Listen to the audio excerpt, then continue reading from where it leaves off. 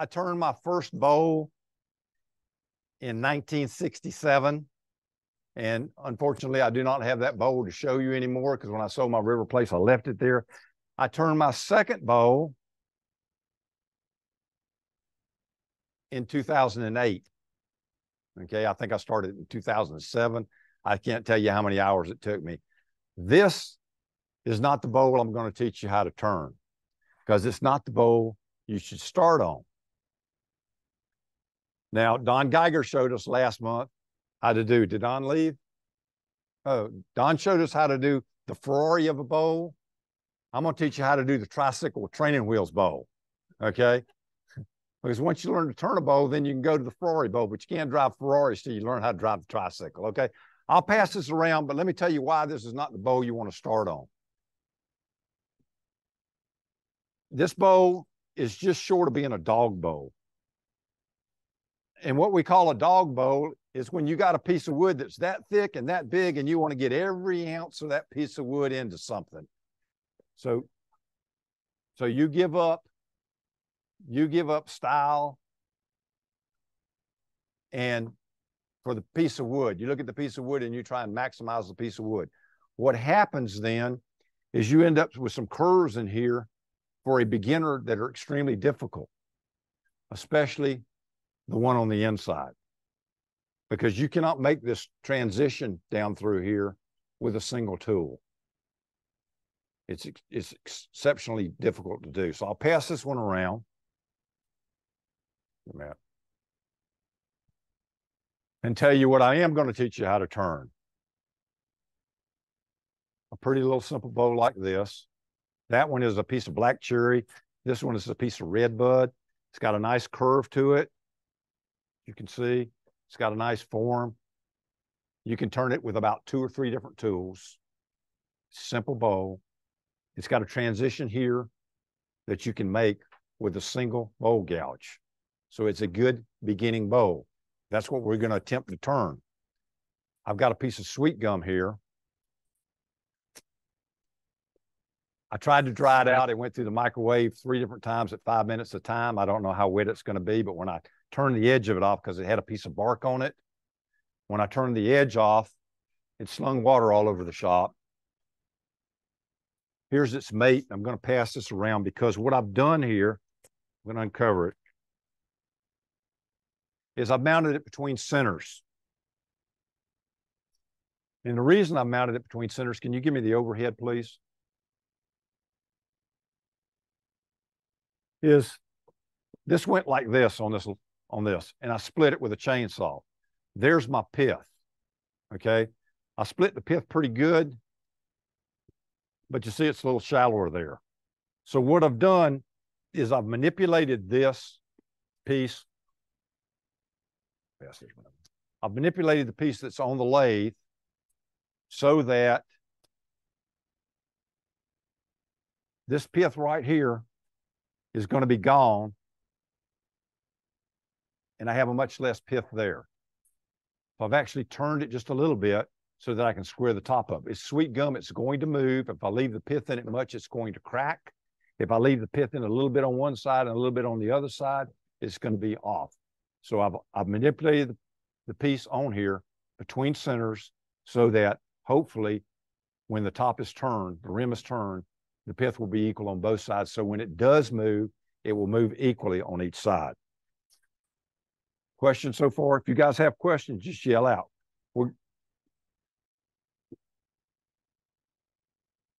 I put shrink wrap on it to keep it from cracking. I could have put ingrain sealer on it. That piece of sweet gum was cut about a week and a half ago. Maybe longer than that. I got it from Jacksonville. It may be 3 weeks old, but it's dripping wet, and I didn't want it to crack. So I put some shrink wrap on it. This one weighs about a ½ pound less than that one. It's the same size because that's how much moisture I took out with a microwave. I do not recommend microwave drying. Jason, tell them why I don't recommend microwave drying. That's right. If it had been in the shop, I'd have probably burnt the shop down, but I didn't. But we do have several members that swear by it, so they do a much better job of it than me. All right, so the first thing we want to do is kind of true this thing up. get it balanced where we can get some speed up on it. I brought, basically, we're going to try and do this with 3 tools: a bowl gouge, a spindle gouge, and a scraper that makes my tenon. Now, I do have another bowl gouge over here because this one may get dull, but it's the same exact tool. So I'm not cheating. I just don't have a way to sharpen it. All right, I've already checked my pulley. I know that I'm on low speed, which is what I'm going to start on. I've got my speed all the way down. Lathe comes on. I start to speed up. It's green wood, so I'm constantly going to have to be tightening this because as it spins, turns, and it slings water out, it's going to shrink a little bit. And when it shrinks, I want to keep it tight between centers because I don't want you guys out there to have to wear it.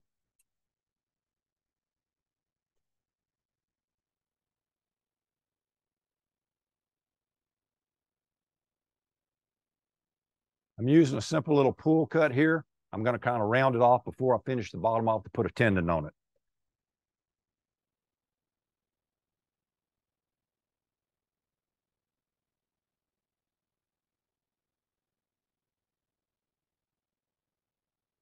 Well, I can already tell you I didn't microwave it enough. If you have questions, feel free to ask. And you folks that are beginning turners, I encourage you to ask questions. I'll tell you why. Because some of the old timers out there, they're not going to ask because they don't want to be embarrassed. They're going to hope that you ask so that they can kind of ride on your coattails. So go ahead and help them out and ask the questions. I always turn exactly the same speed no matter what I'm turning. It's the speed I feel comfortable at that day and that time. Some days I may come up here and turn this at 800 RPMs. Some days I may come up and turn this at 400 RPMs. It depends on my mood and how I feel. But I'll be glad to tell you, we're at about 500 RPMs right now.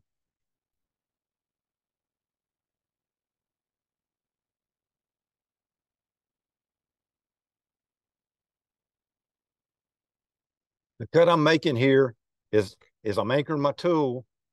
I'm coming in, that's on the bevel. See, it's not, I don't know what camera you're on. It's not cutting, okay? I'm rolling the tool just a little bit so it starts to cut right there. See it pick up that cut, and I'm holding that. I've anchored in my hip, and I'm just bringing that wing right on around.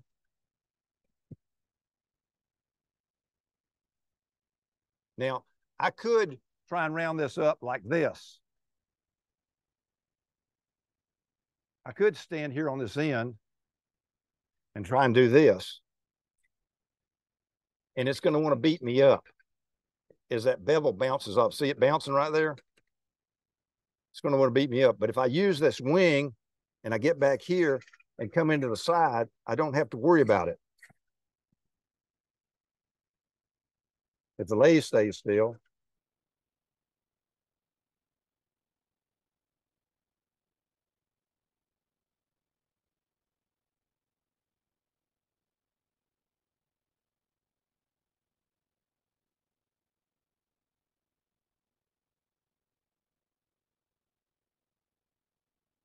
All right, I've got it pretty well taken care of here and got it rounded up. I've got it balanced where I can bring the speed on up. Now I want to put a tenon on it, yes. I have here a tool that I've shown you guys before. It's got a series of holes in it. These are for different chucks that I own. I recommend when you choose a chuck jaw size that you get at least 25% of the diameter. This piece is about 7 inches.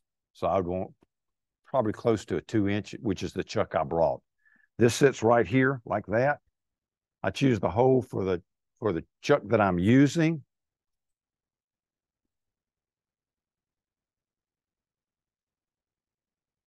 I set that just like that. There's the hole I want. I touch that in there. I now have a pencil mark where the tenon I'm going to make is going to fit the chuck that I'm going to use.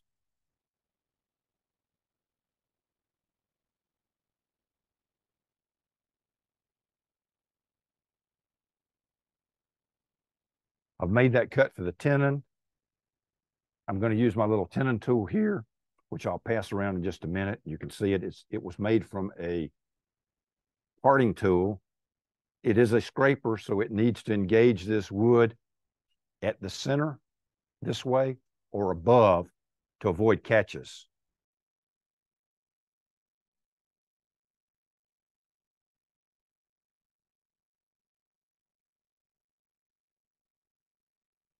I got a spindle gouge. I'm going to undercut this just a little bit so that the tendon is a little bit stronger and fits a little better.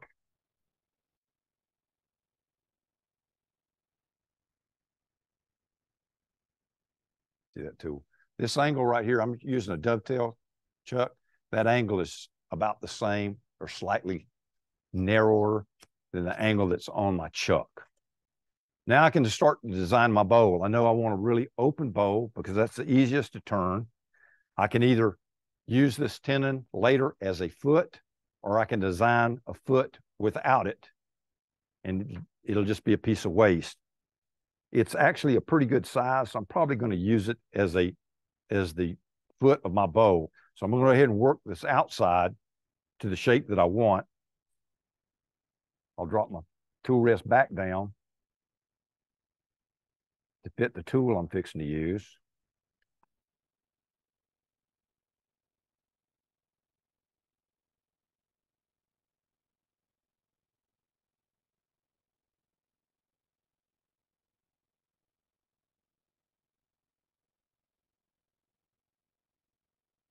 As I'm turning, I'm watching this part. I'm not watching my tool. I'm watching this part of the bowl as I'm forming the outside so that I can form the right shape that I want.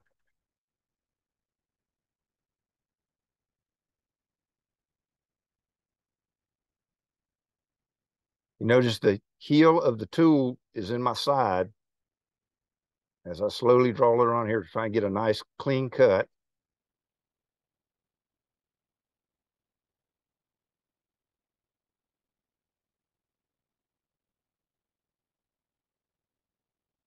There's the outside of my bowl. It's that simple. I want to test it and make sure I don't have any flat spots in it. Just take a straight edge, lay it on there. If you have a flat spot in it, it's going to do that.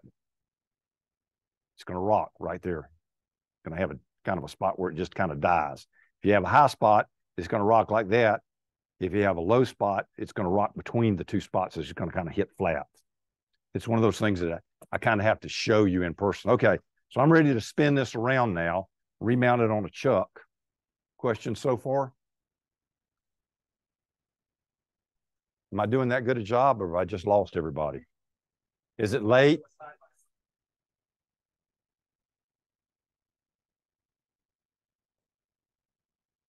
See the difference in the two shapes that I've made? This is a much easier shape to make. It's also a much easier shape to sand. Trying to sand in these little corners. Have you ever watched somebody make a bowl that goes down and does that and has a little sharp corner in it? Really hard to sand. And what did I do? No. An alternative, I'm going to turn this completely wet tonight, but an alternative is to turn it thick, put it away, let it dry, turn it again later. Sweet gum actually turns pretty good wet. It warps. And my wife seems to like warped wood, and she is the critic of all my turning. So I turn things. She said, "Oh, honey, that looks good."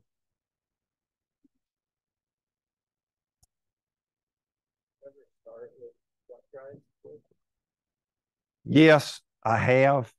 The first bowl I ever turned back in '67 was kiln dried wood or air dried wood.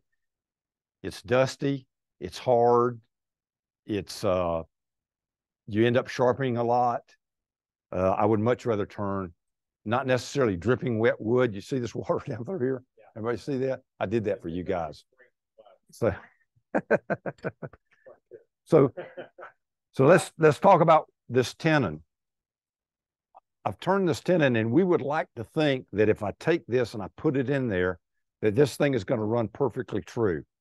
The chances are it is not. And the reason it is not is because this chuck has 4 different jaws on it. Can you give me an overhead, please? Here's the grain. This wood will not compress at all right here on this end grain, okay? But it will compress here. And depending on how this grain falls, it may compress more on one side than the other side. So as these jaws all try and equalize pressure since they're opposite each other, it may push this piece around where it is not centered. If I take this piece and I put it in here and I bring this up and I put it right in the center and I force it to stay centered, I'm not going to have equal pressure on my jaws and I'm not going to have as good a grip.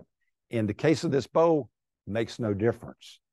In the case of a hollow form, like the one over there, that's that long, I want it to be as maximum gripping power that I can have.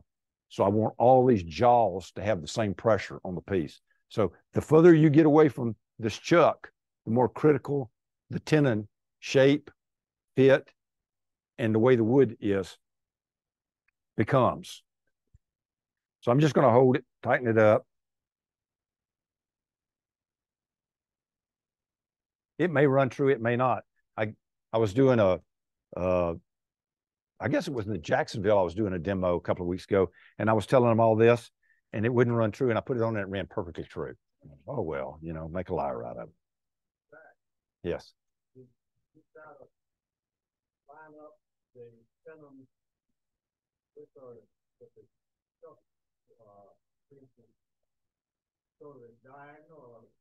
I don't think it makes any difference. There's going to be, they're totally opposite each other, so it don't make any matter. If, Richard, and for people out in Zoom land, he asked how I try and align the grain orientation in the chuck. If I actually had half of this piece was sapwood, I might change it a little bit, or if I had a piece and part of it was punky, yeah, I might want to take a look at how I was going to put it and how the jaws grab it. But in this case, it's not going to make any difference. And we'll see how true it runs here. Yes. What type of dovetail versus straight? I have one non-dovetail chuck.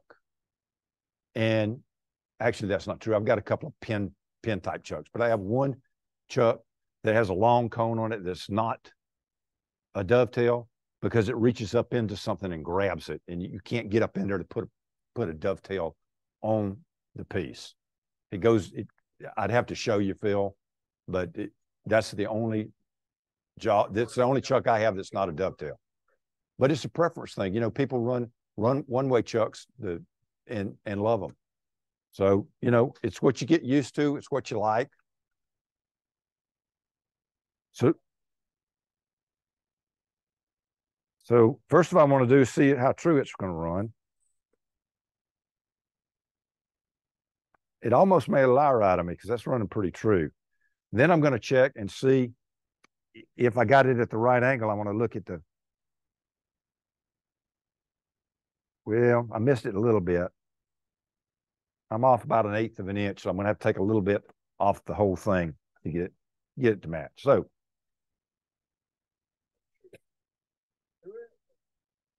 well, if it wobbles, I would retrue it, but it's not wobbling much. So I'm going to leave it.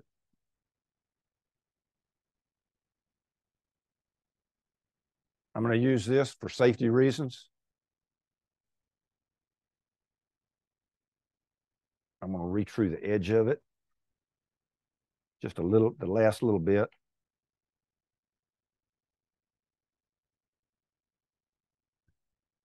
Get it in a second.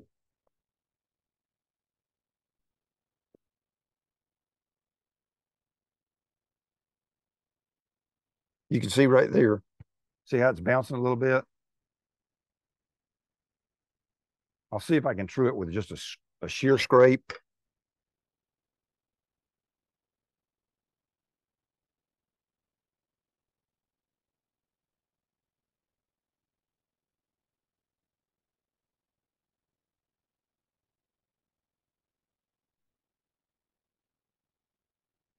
I'm not going to do any sanding tonight. Wet wood's hard to sand anyway. So you won't have to put up with that. We'll face it off here. See what we have.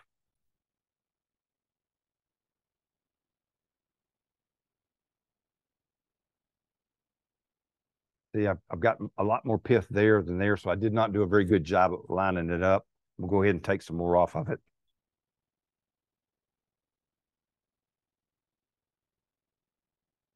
Still got a little punky spot in it. I thought I did a better job than that. Obviously, I didn't.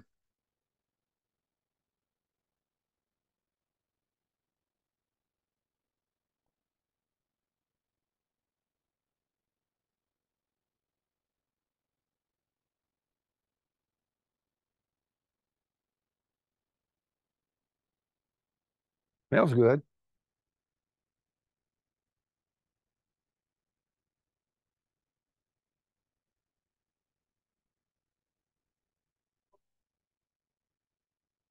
What was that? Sweet gum cologne. All right. Got a little bad spot in it right there. I think I'll just leave it. We'll go ahead and finish the bowl out.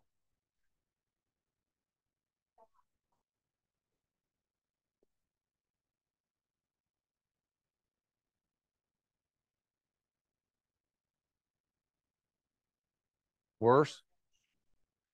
Betterish? Okay. Well, as I go through here, I may get more of it on there. I'm gonna go ahead and thin this down before I take the tailstock away. Anybody have any questions about this cut I'm making? It's just an open cut. I'm starting over here, got my tool on the tool rest, finding my bevel here, and I'm just sweeping it down to the inside. Right here, finding the bevel, finding the cut, and just making a sweep.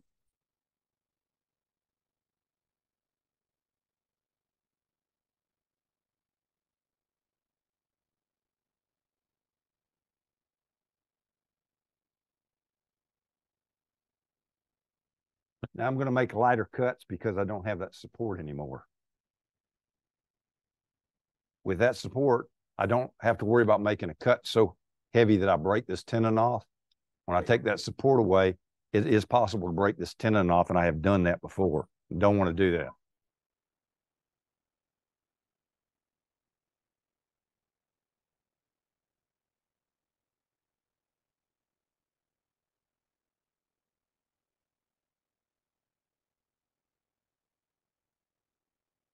Now I'm going to start from the outside edge. I'm going to work my way down, and I'm going to cut it to the final size that I want. I'm going to do it in stages because if I try and start at the edge and I go all the way down, taking large cuts out of it, it's going to warp up here before I get it to the, if I take the support out down here, it's going to warp before I get my final rim to the thickness that I want. So I'm going to work it in stages. I'm going to measure it as I go.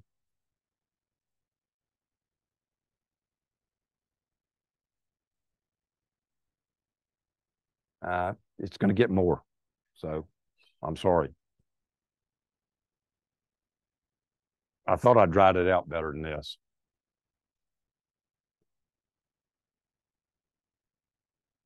Next time, remind me and I'll bring some saran wrap. Is it dry? Yeah, I don't think that'll help. It's already been used. All right, let me continue. Anybody have any questions so far? I'm gonna make a real simple little cut now. I'm just gonna start and I'm gonna work in about 3/4 inch to an inch, getting it to the size that I want. I'll start off by re-squaring my rim.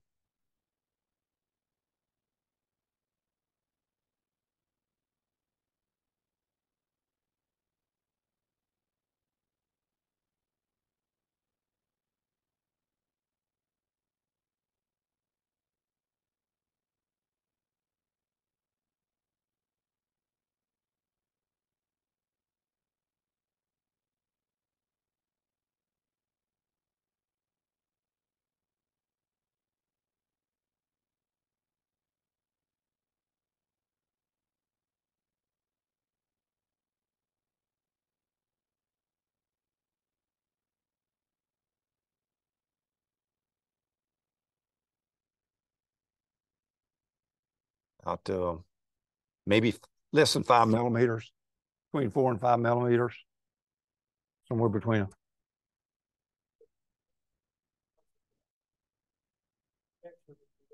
If I was going to turn it and return it, If I was going to turn it wet and put it away and then bring it back again, I would leave 10%. So if it's 7 inches, I'd leave it about 3/4 of an inch thick here.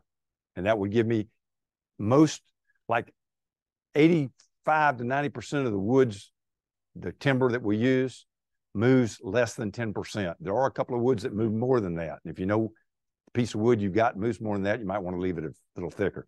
I think I'm gonna go a little thinner. You guys can have a little excitement if I blow it up.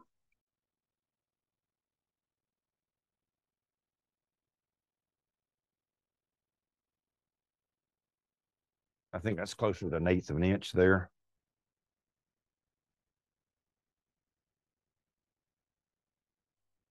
Yeah, okay, 3 millimeters. Okay. Yeah, that's close to 3 millimeters, maybe a tad over, a tad under. Now, once I move past this point, I can't go back because it's going to start to move. So anybody want it thinner, or are you happy with that?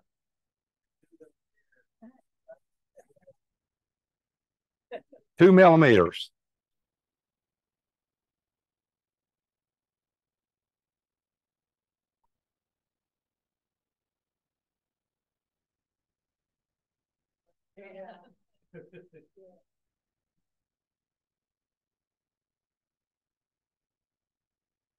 Yeah, that's 2 or a little less.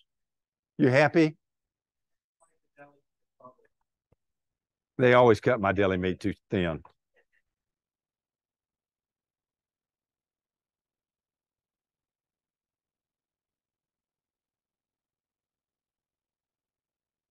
So what I'm doing here is I'm bringing this tool back and I'm just touching it on the bevel, and I'm picking this cut up right here on this rim. If you watch it, you can see it. Come right back here and see it pick it up. It won't pick it up here till it hits that rim, and then it's going to pick it up. And I'm going to roll this back hand controls the cut. This one right here controls it. All I'm doing is swinging it to my body to keep that bevel in there.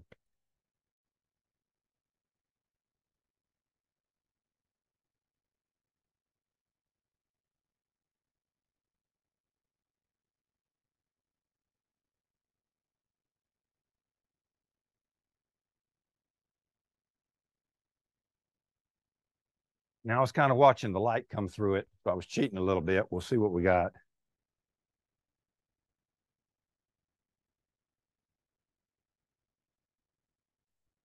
I'm close.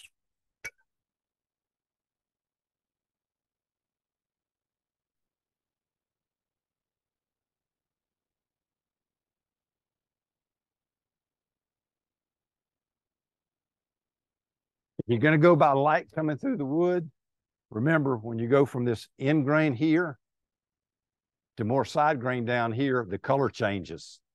If you don't realize that, you'll go whoop, right through it really quick. Right, Ernie? Ernie's thinking funnel. All right, it's a little thick right there.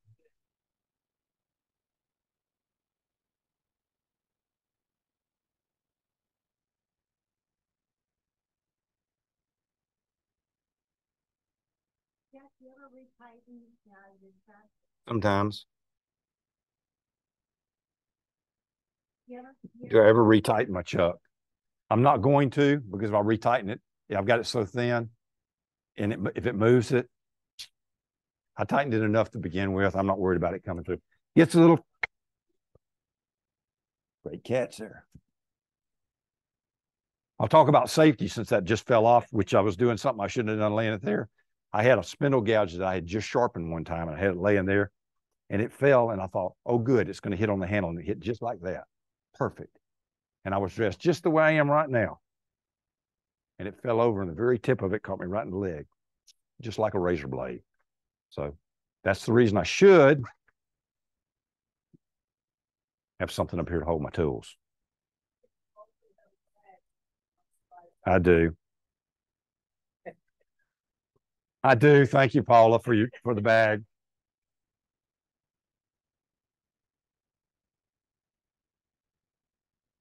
Just a little bit thinner. Mm.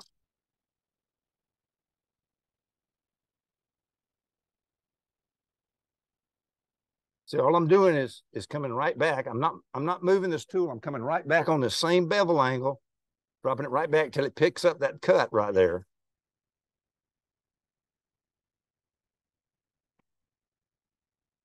Now I'm going to have to let it start getting a little bit thicker because I've got to go, unless I'm going to go down into my foot, and I'm not quite there yet. I'm going to need to let it get just a little bit thicker in the bottom so that I don't cut through it later.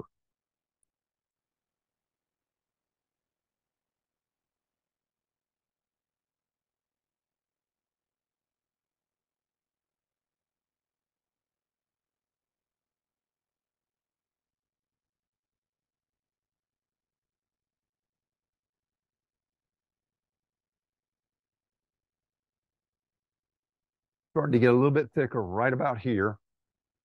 You're on the overhead, it's starting to get a little bit thicker right about here.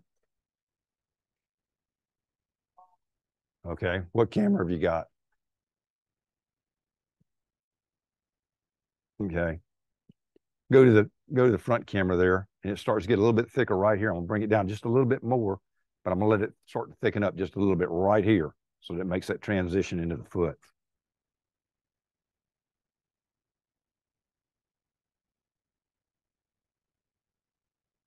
We'll talk about this bowl gouge real quick. A bowl gouge is really unique with this Ellsworth Irish. What else do they call it, Don? Grind? Yeah. Because it starts off with a bevel like an angle here at 60 degrees on this particular one. But if you rotate it around, you see that it starts to lay in. So where I have a bevel here, find something here to show you.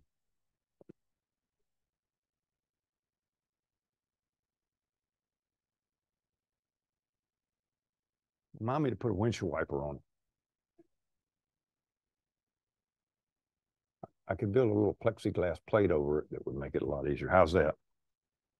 Okay. So if you'll notice right here on this, which camera are you on? If you notice right here, you see that's all bevel. The cutting edge is way over here, a 1/4 inch from it.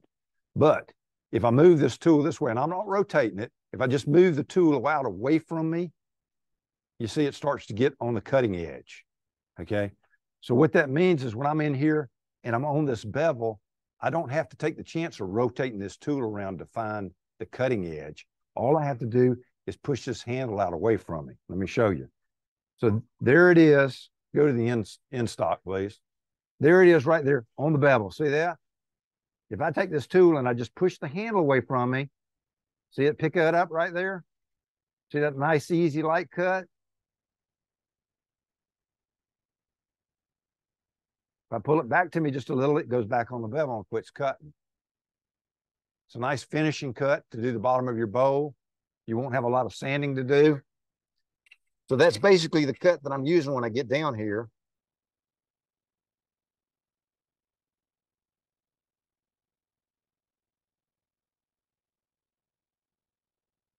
See that handle going away from my body? And then it starts to pick that cut up.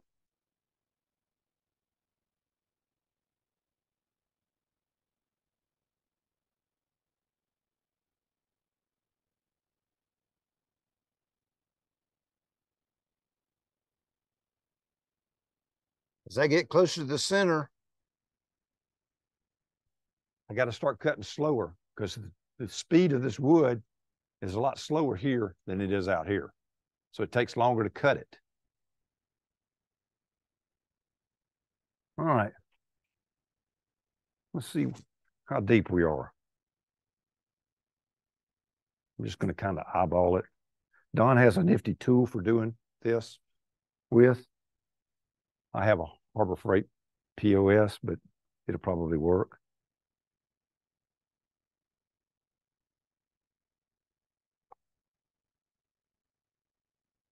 And I would say that to the corner of this jaw, I'm less than a 1/4 of an inch.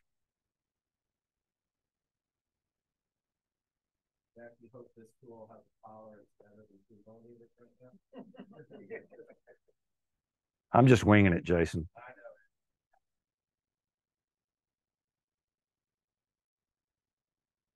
No, it's not. It's thin Thin is scary for a new turner, but it's not hard. All right. I got a little bit of a hump there in the center. I'm going to take it out and call it done.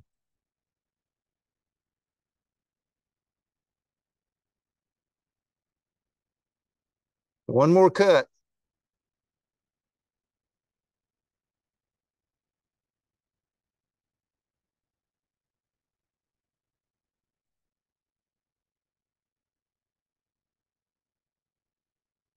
It's easier to sand out a titty than it is a dimple.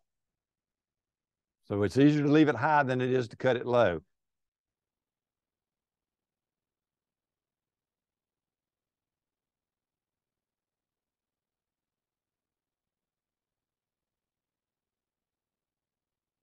All right. The real test. Let's measure between the jaws and see how thick it is right there.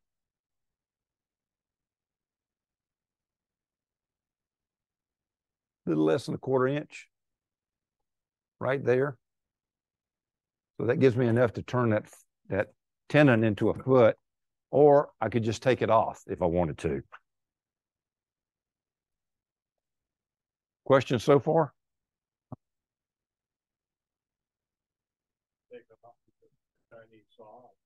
No, I turned it off.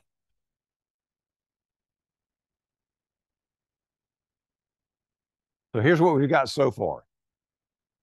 Okay. And it's pretty thin out there. I can see light through it. I'm now going to turn it around. I'm going to do a little shaping right here. I'm going to measure it here for thickness first.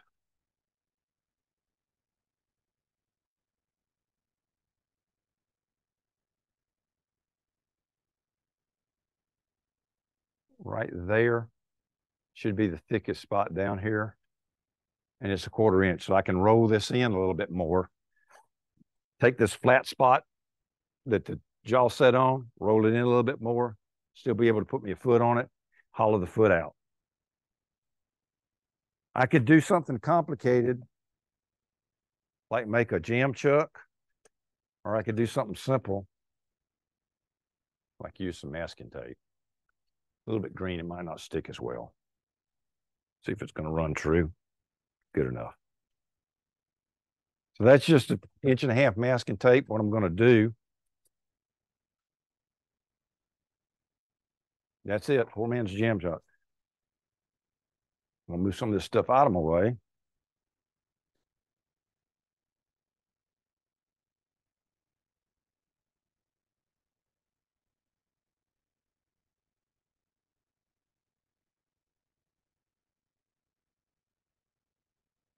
I'm going to take some 3/4 inch tape and I'm going to roll it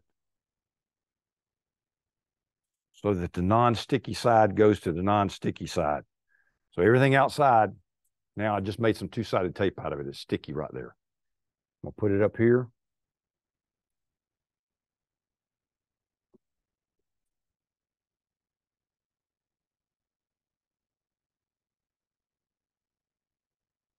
For you guys that don't, or you folks that don't know my history, I spent about the last 50 years painting cars. You can fix anything with masking tape.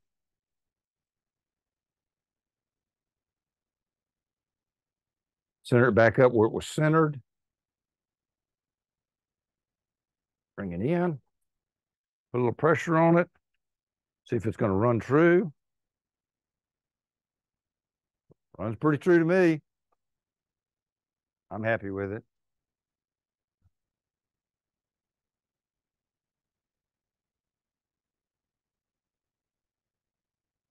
I'm not sure Jet accomplished anything when they changed their banjo style. You could still use a little bit of shelf liner over that tape roll, right? You could put a little that cushion shelf liner. Why? Just for friction. You know, it's not going to. When I finish, I'll show you. It's not going to slip. He asked me if I could put something over the top of the tape like shelf liner for a cushion, but the tape's got enough cushion in it as it is. So I'll show you when I'm done. Let me roll this edge off here.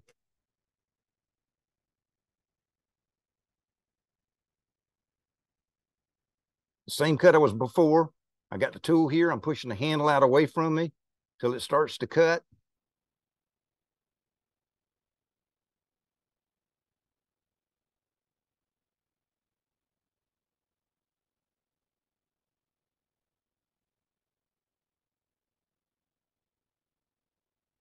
Use it as a shear scraper now.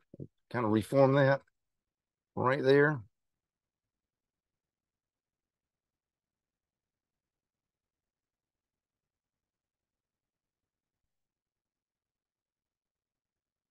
Just a second.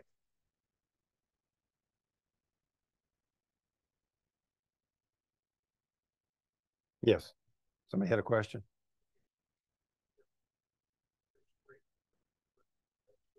Okay. If I was doing a shear scrape, I would be using this like this, where the two faces of the two cutting edges are almost touching. The top one's just off and coming around. If I was using a shear cut, it would be open and I would be using the bevel. The difference in a scrape and a bevel cut or a cutting is one uses a bevel and one doesn't. So if anybody's talking about a scrape, they're not using a bevel anywhere. So the only difference. Pretty good. Change to this other tool. See if I can do this without getting a catch.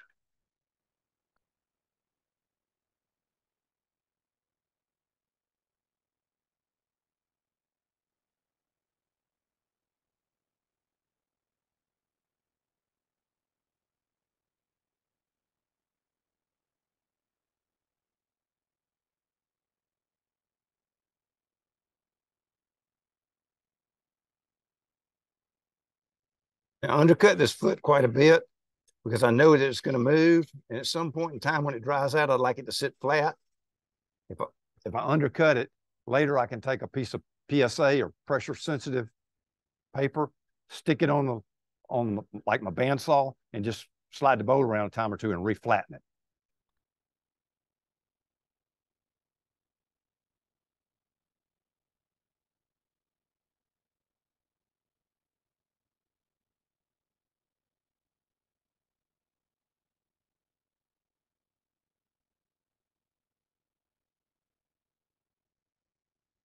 I'm going to use this bevel, this heel of this tool, to pressure against the bowl and let the cutting edge just slice right through this thing. And if I'm lucky, it'll stay there.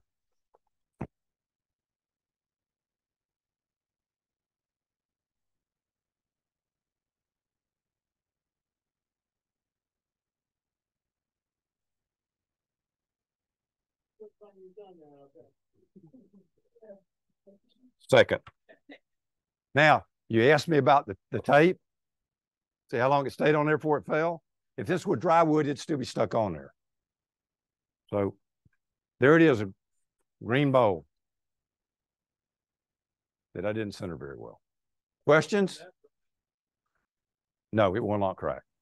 Well, I take that back. I left part of the pith in there, possibly, but it's pretty thin. It should move. What causes cracking is wood dries at a different speed. So if it's all the same thickness, it's all going to dry at the same speed. And if it's thin enough, it's going to allow itself to move back and forth, and it may warp, but it shouldn't crack. Doesn't mean it won't, but it usually doesn't. Sweet gum moves a lot. Possibly by Saturday, you'll see that thing, it'll be all warped up. It may, because I put it in the garage and the garage goes to 90 degrees for a couple of days. It'll be dry in a day or two. It won't take it long. Questions? Yes, sir.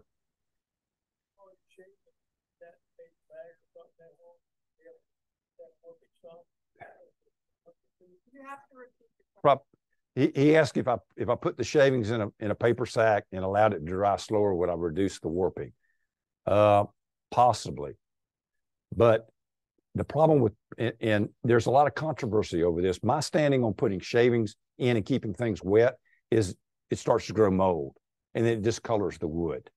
Okay. Now, if I'm talking about a piece of wood that's spalted already, and I don't care if it's spalt some more, that's one thing. But that's a nice color piece that I could dye, and I don't want to cause any mold any more than I have. I could put it in a paper sack Paper sack didn't generally stop warping. It generally slows the drying process down enough where it doesn't crack, but it still warps. Okay, the Zoom people can, you got them covered. So in 2008, when I turned that other bowl, which was, a little bit more complicated than this one, I didn't know that at the time. And the people I would think, actually Ernie is one of there were three main people that helped me learn to turn. Charles Watson, who's not here tonight, Greg Lucas is not here tonight, and Ernie. Those were the three people that had enough patience to deal with me. Some of my other friends didn't have enough patience, but we're not going to name them because they're not here anymore, right? Okay, if I had turned that same bowl that I just turned tonight at home, 20 minutes, probably, maybe 30, depending on if I needed to take a break, 20 minutes. If I'd have turned it 10 years ago or 12 years ago or 15 years ago, probably 2 hours. So that's the advances you can make when you practice a little and get some good teaching on tool control. All those beads and coves that, when you go over to Pollard's, you come over to my house and I have you rolling beads and coves and you like want to shoot me, you'll thank me 5 years from now. You just want to shoot me now because it's boring as hell. So, other questions? Thank you for attending. We enjoy everyone who shows up. I hope you learned something. And have a nice night.